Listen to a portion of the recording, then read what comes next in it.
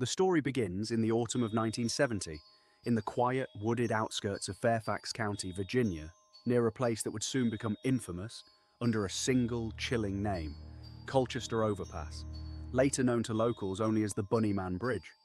It was an era when Clifton, Virginia, was little more than a scattering of farmhouses and railway lines, surrounded by dense forest and abandoned asylum grounds, and it was here that the legend of the Bunnyman took root. On the night of October 22nd, a young couple sat parked in a car on a secluded stretch of road near the old railroad trestle. The air was thick with the smell of damp earth and dying leaves, and the only sound was the faint hum of the engine and the distant call of an owl. Suddenly, without warning, a figure emerged from the tree line, tall and hunched, moving with unnatural speed. As it drew closer under the weak glow of the headlights, the couple saw something that would haunt them for the rest of their lives, a man, or something shaped like one, wearing what appeared to be a full rabbit costume, matted and filthy, with long ears drooping over a face twisted into a snarl. Before either of them could react, the figure raised an axe and swung it into the windshield, shattering the glass, and screaming in a voice that was neither fully human nor animal. The couple sped away in terror, and when they reported the incident to the police, they were met with disbelief until, less than 2 weeks later, a security guard patrolling a nearby construction site encountered the same figure standing on the porch of an unfinished house. This time, the Bunnyman spoke in a low, guttural warning, telling the guard that he was trespassing on private property before vanishing into the darkness as swiftly as he had appeared. These two encounters, filed as official police reports, ignited a firestorm of fear throughout the county. Newspapers picked up the story, dubbing the creature the Bunnyman, and soon the legend began to grow far beyond what those two witnesses had described. Older residents began to whisper of a darker origin, claiming that decades earlier, in the 1890s, a prison transport bus carrying inmates from an asylum had crashed near the very same overpass. Most of the escaped prisoners were recaptured within days, but one was never found, a man named Marcus Wolster.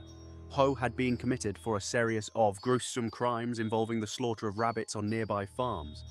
As the story goes, Wolster survived the crash and disappeared into the woods surrounding Clifton, sustaining himself by hunting the local rabbit population and wearing their skins for warmth until madness and starvation twisted him into something no longer entirely human.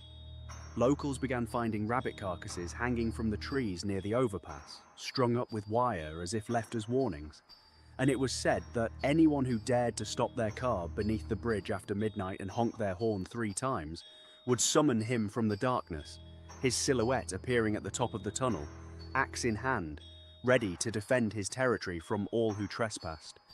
Generations of teenagers, drawn by dares and rumors, made the pilgrimage to Colchester Overpass on Halloween night, daring one another to test the legend, and though most left with nothing but a chill down their spine, a few swore they heard heavy footsteps on the gravel above, or saw a pale shape watching them from the tree line, ears silhouetted against the moonlight.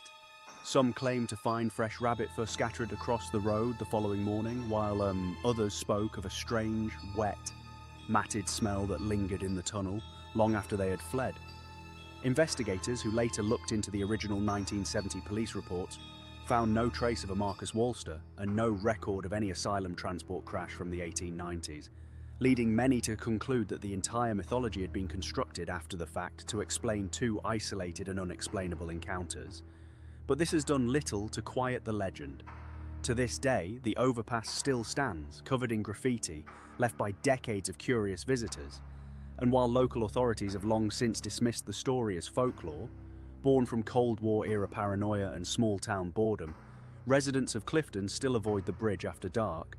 And every October, someone new arrives to test whether honking 3 times beneath that old stone tunnel will summon something out of the trees, something with matted white fur, hollow eyes, and an axe that has never been explained, only feared.